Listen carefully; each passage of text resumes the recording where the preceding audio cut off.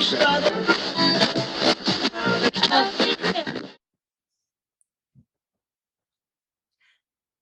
hello. Welcome back to Authentic Connection. I'm your host, Amanda Drew. And today we're going to talk about beliefs. And we're going to talk about beliefs because they run our lives. Everything we do, every decision we make is based on our beliefs. And I'm here to tell you, nice little PSA for you, that we get to choose our beliefs. Woot, woot. We actually have the power to change our beliefs. My last podcast, I talked about behavior. Behavior can be changed. Beliefs can be changed as well because we can shift our perspective and look at things a different way, which will ultimately change our beliefs. So what tends to happen, and this could happen with good and bad situations, right? Like how we would label good and bad. We have an experience. We develop a belief about that experience and then adopt a behavior based on that belief about the experience. Now, I'm going to use myself as an example, and I'm going to tell a short story because this was really the root issue for me, and I'm just going to get right to it. My experience was not knowing my mother, not having my mother in my life, not having my father in my life as a child. My mother gave me to my grandparents to raise. That was the experience. I was raised by my grandparents, basically.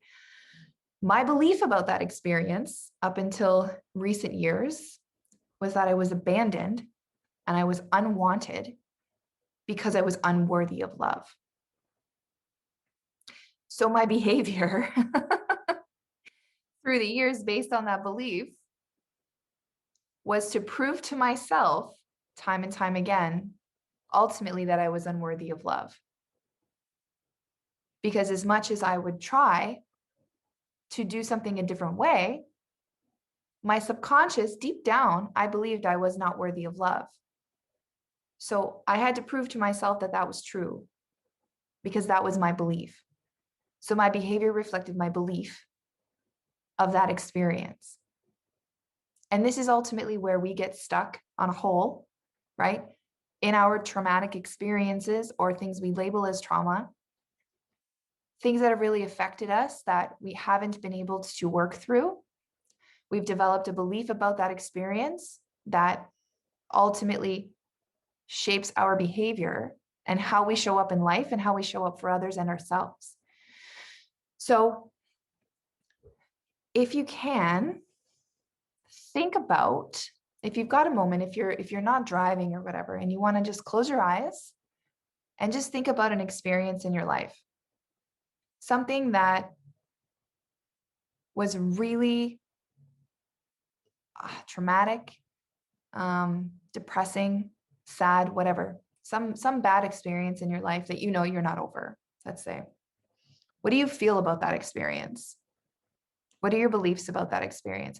What did that teach you in life? How do you look at life now?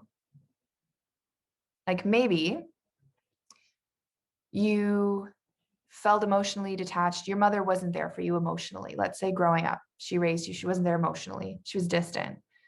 So your experience was you had an emotionally distant mother growing up. So your belief about that might be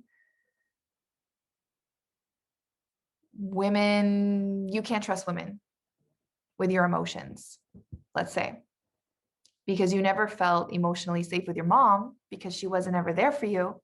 So you can't trust women with your emotions. So now going through life, your behavior is you don't have close female friends.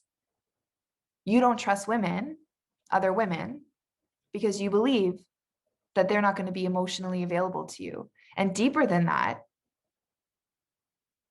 you don't know how to be emotionally available. So you have an experience of your mother being emotionally distant. You develop a belief that women are not emotionally available. You can't trust them. They're not there for you when you need them. Therefore, you're not emotionally available. And maybe you're not there for other people when they need you. Or even deeper than that, you're not there for yourself when you need you. So how do we work through that? How can we work through that? If that's our experience, and that's been our belief for so long, how do we work through that? Well, let's inquire. Let's get curious. Let's bring that dun, dun, dun, dun, non-emotional awareness. Let's just objectively look. And this is like, I can't tell you how much of a beautiful gift this is, how it's impacted my life to be able to bring unemotional awareness into everything, anything, whatever. To just take that moment to take a step back and not look at you, not look at your mom, right? You're just looking at two people. You're just stepping back and going, okay, it's just like a project for school, right? Like you're just like, okay, like I have to do this project. I have to study and I have to understand. And then I have a hypothesis. And then I develop this, this paper based on whatever, my perspective. And you can have, actually, this is a perfect example, right? If you're in school and you have one topic and you have 30 students in that class, you're going to have 30 different papers. You're going to have 30 different theories, 30 different hypotheses based on that one topic, because every perspective is different. And then let's even expand that and say that we open that up to a debate, right? And then people, all the students are openly debating their perspective. And then all of a sudden, you're listening to this one person have this perspective of this topic, and you're like, whoa, I never thought of it that way. That's actually a really cool perspective. That's making me change my focus and shift my perspective just a little bit, because I didn't even think of that. Isn't that interesting? And then your mind's blown because you're like, wow, I really believed this over here. But now this person is bringing this perspective into my view and giving me an opportunity to see it differently. And that's ultimately what we're talking about, right? Because the experience itself is not going to change because it's past. It's already happened. Whatever the experience is, whatever it is that you're holding on to that's not serving you has already occurred. You're just holding on to it. And you can't change what has happened, but you do have the ability to change how you perceive that event. So your belief about the experience, and then change your behavior going forward, to something different. And how we do that is by bringing in that non-emotional awareness. So again, going back to the example of the emotionally distant mother. And every person I speak to, every single person I speak to that are going through addiction issues, that are struggling somewhere in their life, and they have a parental issue, because most of the time it's something to do with their parents, right? Because we were raised a certain way and we went through issues, because they're human beings trying to navigate life and raise people. Like, that's hard shit. That's really hard to do, right? Like, nobody actually knows what they're doing. We're just kind of figuring out as we go, right? So everyone has some kind of issue or trauma or problem or whatever the case is. So when it's an issue with a parent, and I ask the question, what was your mother, we'll say the mother, what was your mother's life like growing up? What was she like? What were her parents like? What challenges did she face?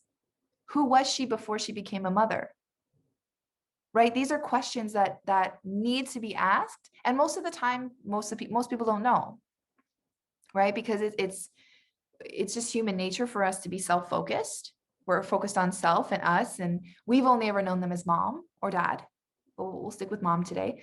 We only ever know them as mom. We don't know them as Helen or Sarah or whoever. We just know them as mom, and we know them based on our experience with them.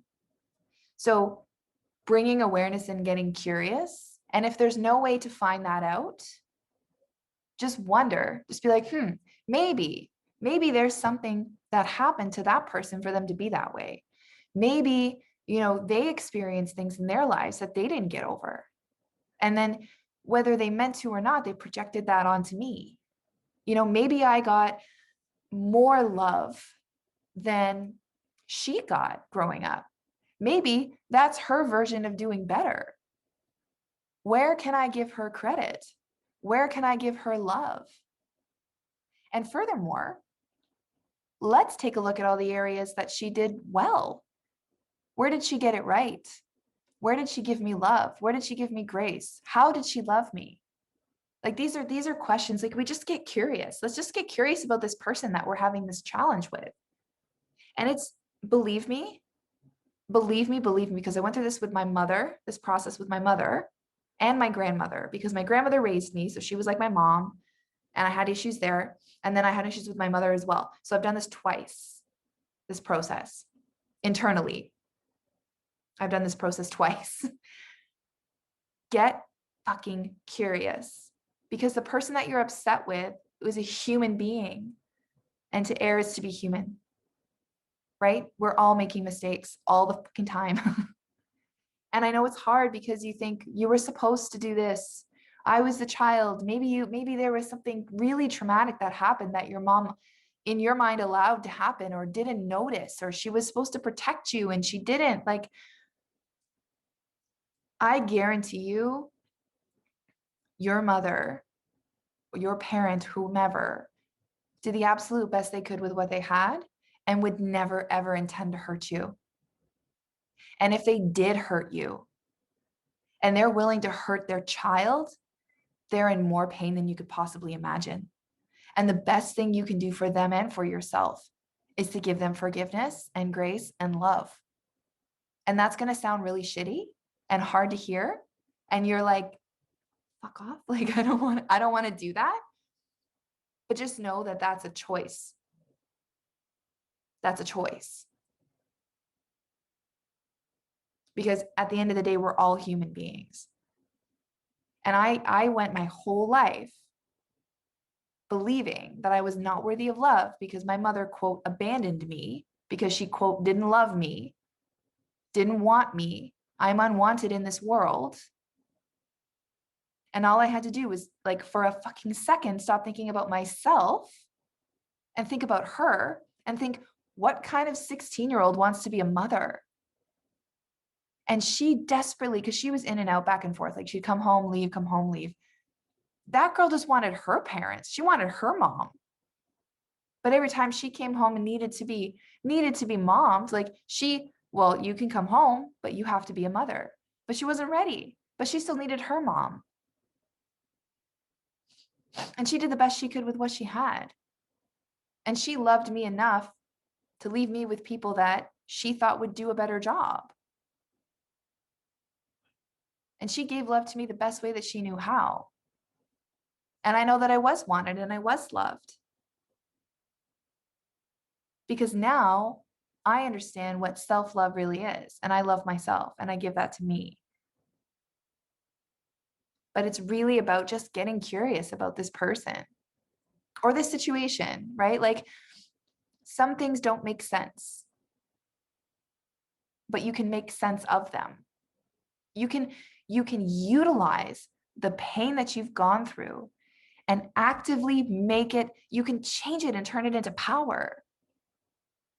You can take that pain and you can turn it into power. You can use that as a strength, but not in an aggressive or angry way. Like, I mean a strength, like, make that your superpower. Like, I felt unworthy of love my whole life. Now I actively work to give myself and other people unconditional love. Always. That is my mission and my goal, to just give unconditional love. Because I went for so long in my own life feeling totally worthless and not worthy of love. And now I've turned that shit around on its ass. I flipped the table, flipped it right over. And I'm like, nope. I'm going to actively work to give unconditional love to myself and others at all times. Don't follow through all the time. I have my moments and my triggers that I'm still working through, of course. But that is what I try to do every single moment. And again, when you're triggered, say thank you, because that person gave you a beautiful opportunity. That person showed you an unhealed part of you that you can now go work on and heal. So really, we should be thanking them, right?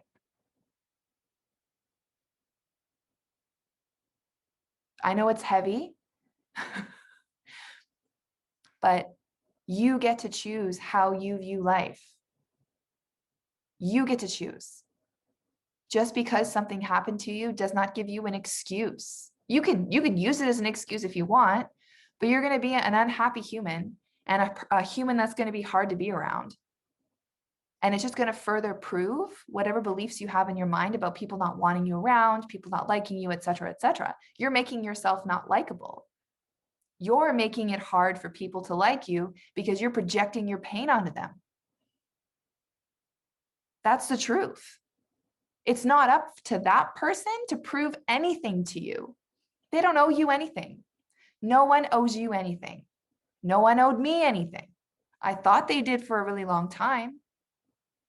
And when I would be vulnerable, I would expect something in return because I'm like, hey, it's really hard for me to put myself out there. So I'm going to put myself out there with my hand out and I'm going to wait for you to give back to me. Like that selfish vulnerability. Like I'm going to be vulnerable with expectation. And then when I don't get what I want, I'm going to be upset. I'm going to pull a fit. I'm going to pull away. I'm going to punish you in some way emotionally because I'm feeling unsafe. And I'm putting all the ownership, all the expectation on you when it's on me. Does that make sense? Do you understand? Like, it's such a beautiful thing to get to a place where you can take full accountability for your life. It's such a beautiful place. And not only is it beautiful, it's lighter, you know, it's peaceful, it's empowering. It's like not every moment is perfect by any means, but you see things through a different lens. And just like anything else, it takes practice. It takes practice showing up that way every day. It takes practice to say, okay, this person is being a pain in the ass. This person is being like a lesser version of themselves. They're being whatever, whatever. I have a choice because you always have a choice. This is the beautiful thing that's so hard for people is that they have a choice. You think, well, they yelled at me. What do you expect? Of course, I'm going to yell back. I'm going to defend myself. That is a really toxic behavior. And I'm not talking physically defending yourself. If your life is in danger, yes, you need to defend yourself. That's not what I'm saying. Disclaimer that, someone punches you in the face, you should hug them or whatever. They wielding a knife, you should be like, it's okay, I love you. Like, no, I understand that there's an element of safety with irate people. You obviously want to protect yourself physically in your life or, if you've got people with you, etc. So hear that. However, like, and I, in the moment, it's harder. In the moment, it's much harder, but just picture, think of the last time that you exploded on someone. Think of the last time that you lashed out, the last time that you were cruel, you were mean, you were short, whatever the case is. What were you going through? You were going through something, right? Like you were going through something. You were experiencing some kind of pain and you lashed out. So if that's true for you, don't you think that's true for someone else? Don't you think that's true for the person that cut you off in traffic, for the person that just yelled at you, for the person that just, whatever the case is? Do you not think that that's just them in pain? How are you different?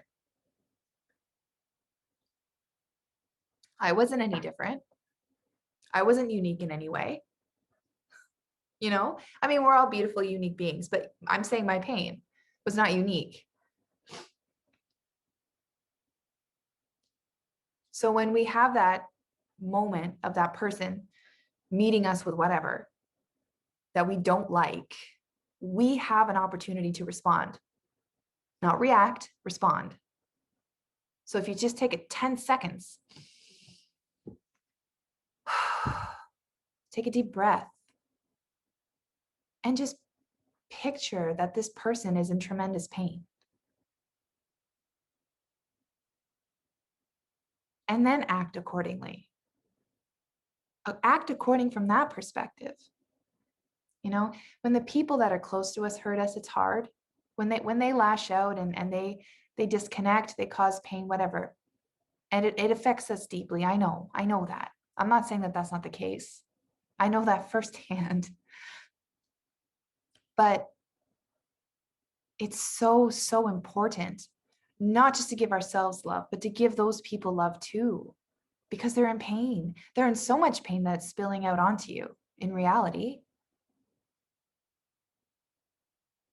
And we can walk around angry and with these beliefs that people are bad and mean and this, but ultimately those people are in pain. And when we can see that,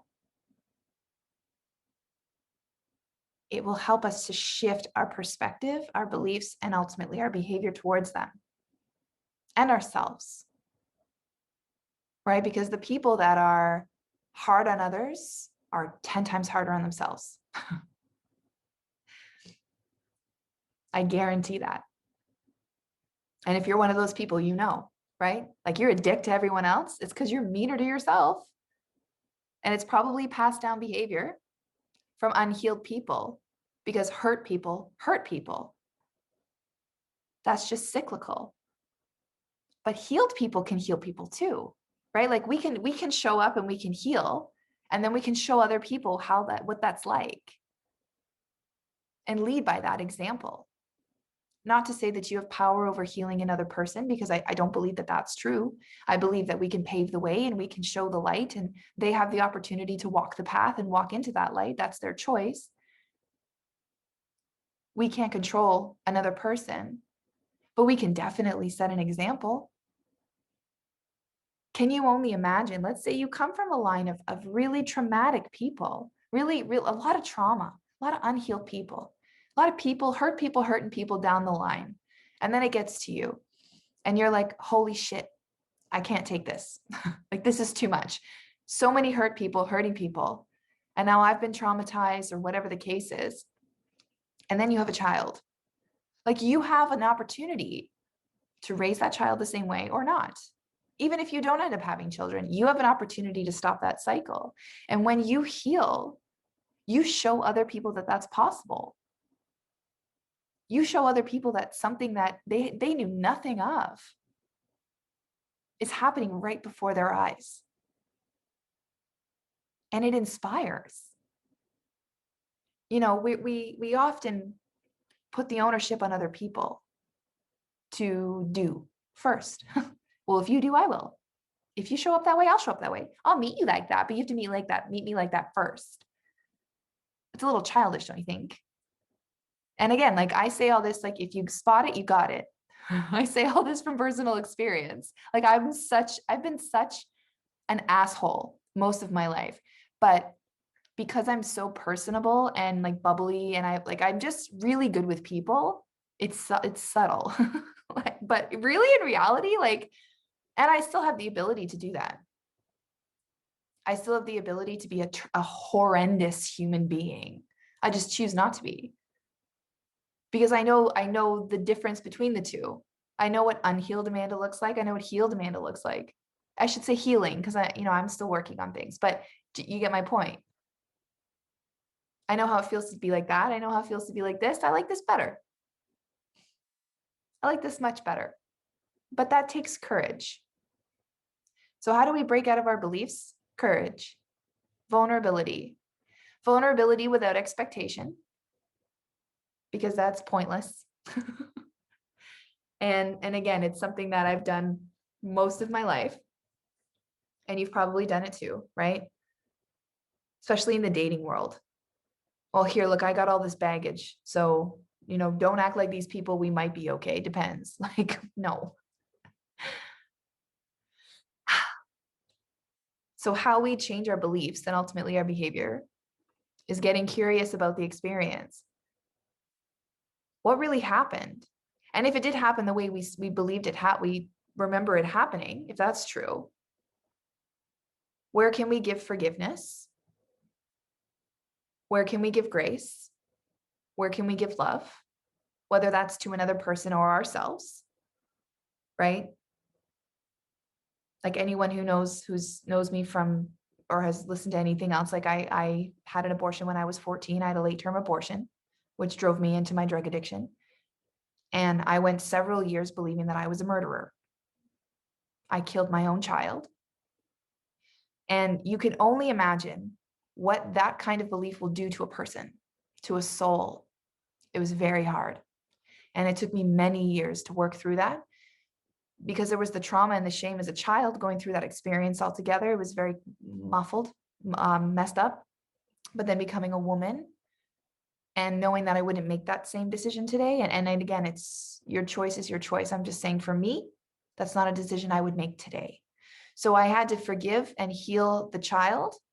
And then I had to forgive and heal through the adult.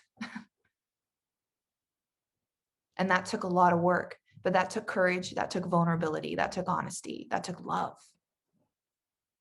But it's possible because I can't go back and change the experience. I can only give forgiveness to myself for my 14-year-old self for making a decision at 14 years old, right? So if it's something that you've done, you need to give yourself some forgiveness. And if you think, oh, I can't, I'm not capable. Focus goes where energy flows. And we get proof where we look for it. So if we want proof of something, we'll look for that proof. So you're choosing to look for proof of why you're a piece of shit, let's say. How about you start looking for proof of why you're not a piece of shit? How you're a wonderful human being. Start writing out all the amazing qualities of you instead of all of the shitty things you've done that you can't forgive yourself for. Excuse me. There can be proof found either way. You just have to look. So if I say, write out all the horrible things you've done, I'm sure you could do that in a heartbeat, right? Because we replay those horrible stories in our head like over and over and over and over again to keep us stuck in that identity of I'm a piece of shit. So then our beliefs, our behaviors match our beliefs.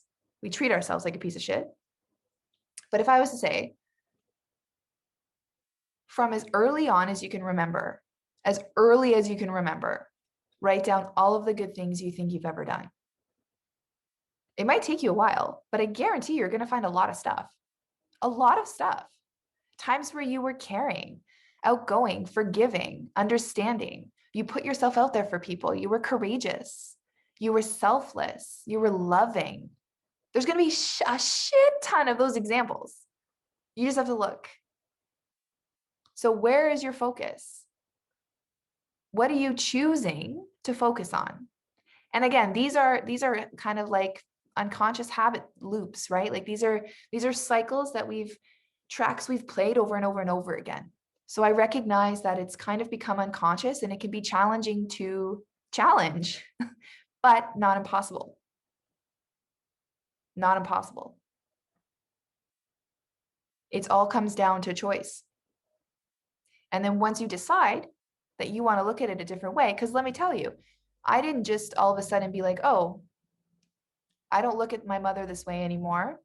I love her. I appreciate her. And then that feeling never came up again. Nope. It definitely came up again because my subconscious was so used to showing up this way.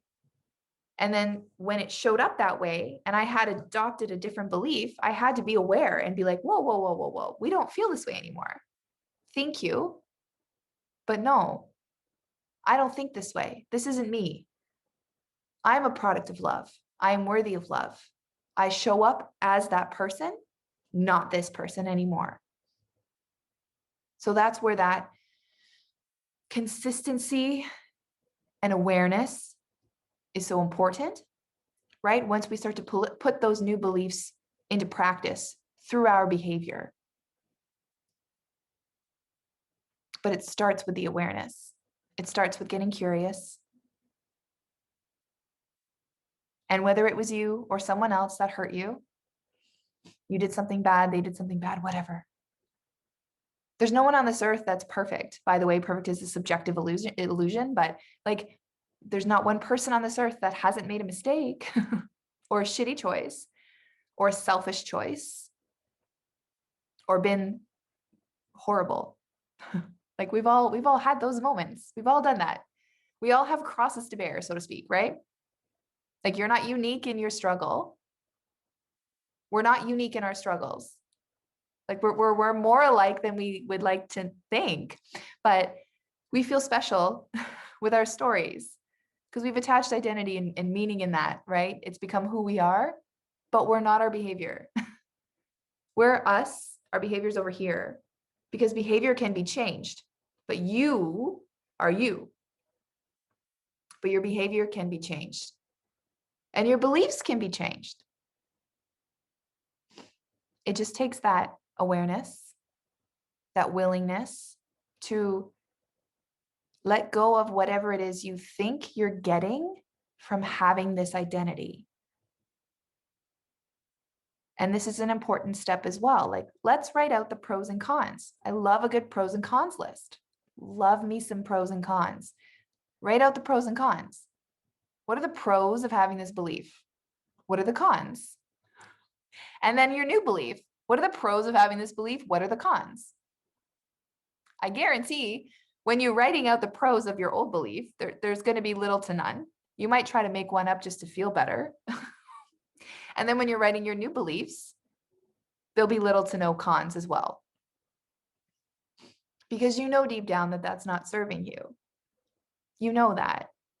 But I know that it can feel you can feel totally helpless in your beliefs. Like if I didn't have people to guide me and pull me out of those situations, like I knew I didn't want to be where I was. I knew I didn't want to think the way I thought. I knew I didn't want to behave the way I was behaving, but I just didn't know how to get out of it. I just didn't know. But I had the willingness. So when the teacher showed up in my life to guide me through that process, I listened and I was there and I was present and I did the work because I had a willingness. Because I was willing, I finally got so fed up with myself. So you got to get to a point where you're fed up. And if you're not, then your behavior is still filling some kind of need, which is trapped inside this identity that you have of yourself. But you have to hit like a proverbial rock bottom, right? There has to be like excuse my language, I'm trying to swear less on my podcast. It's authentic for me to swear, but I still, whatever. Anyway, I'm just trying to swear less, but for a fact, you need to get so fucking sick and tired of your own fucking bullshit that you say no more. That you say no more. I'm not going to do this shit anymore. I'm so goddamn fucking sick of myself. Like, for real. Fuck this shit. Like, throwing something at a wall. Break the dishes, Not literally. That'll be a lot to clean up, but you get my point. You got to be sick of yourself. And if the willingness isn't there, then you're not quite sick of yourself yet. And you need to take ownership for that too. And just be like, you know what? I'm not there. I did a consultation for a woman recently and for coaching, and we had a really beautiful conversation, and she, she spoke about her troubles and her struggles and her issues, and she seems really, really fed up. But when I said, like, this is the process, and she came back with, you know what, I'm not ready for that. And that's okay. You got to meet people where they're at. But like, if there's the willingness is there, that's kind of the first step, right? To just be so sick of yourself and your behavior. I can't do this anymore. I want a different way. And then putting in the work. And that work is awareness, forgiveness, love. And then once you get to that place and you really start to heal, that's when you adopt that discipline to be consistent in your new beliefs and your new behaviors. And when things happen that aren't in alignment with that new behavior, you have to say no. No, thank you. That once served me, in my survival mode or whatever the case was, but that's not who I am anymore. I want to thrive. I want to actually enjoy my life. I don't want to just sit on the hamster wheel. I don't want to just coast through life like an empty shell, half alive. I want to live. Like, I want to really live. Like, do you want to live? Or do you just want to coast? Do you want to hide? Do you want to be half alive? I mean, the choice is yours. But I'm telling you that full life is possible. It's simple hard. It's the simple hard shit that gets people every time. It's hard. It's simple, but it's hard. It's simple, but it's hard. But once you do the work, again, building that foundation, right? Once you strip away all of the bullshit, and then you relay that foundation of love and vulnerability and openness and forgiveness and hope and passion, like stack. You're just like this. It becomes like a superpower. And you open yourself up to actually being alive to your life. Like, you're awake to your life. It's a beautiful thing. It's a beautiful thing. Like, I can't shut up about it. I could just talk about this, just how beautiful it is, like for hours and hours and hours. But the choice is yours. The choice is yours. So homework if you're interested. And actually, I'm going to make this available for download on my website. So if it's not there and you want it, send me an email. My email's on my website, but I will work at getting that on my website to download. But I have a sheet you can fill out. But it's basically like, write down some experiences in your life that you've had, some events in your life that you're still struggling with, what your beliefs are around those experiences, and then and be honest, how you're showing up based on those beliefs in your life. What's your behavior attached to those beliefs? And then I want you to make a pros and cons list. How's it serving you? How is it not serving you? Get curious about why we're experiencing those emotions. Is there a way to give love, forgiveness, compassion to that experience, the people involved? And then who do you want to be going forward? What belief do you want to have going forward? And what behaviors do you want to have going forward? And then make a statement. And then write the pros and cons of that new belief. And then make a commitment to living in accordance and in alignment with that new belief. And the behavior will follow. It really is a beautiful thing. It really is. That forgiveness, that compassion, that love, that vulnerability, that openness. Like, that's the new cool thing to do. Not that you should do it because it's cool, but you know what I mean? That's the new trend. Like, love is the trend because love is the cure. It's so cheesy, but it's easy. It's cheesy and easy, but it's true. It's so true. So I hope that was helpful. Again, if you want to get more resources or more information on food addiction or uncovering your trauma blueprints, getting through those limiting beliefs, it's so possible. You can visit my website, www.amandadrew.com, GIROUX. You can follow me on Instagram at AuthenticallyAmandaG, and I'm on Facebook as well. And just it's possible, guys. It's so possible. And again, thank you for watching, for listening. I know time is the one thing we can never get back, so I genuinely appreciate yours. Take care.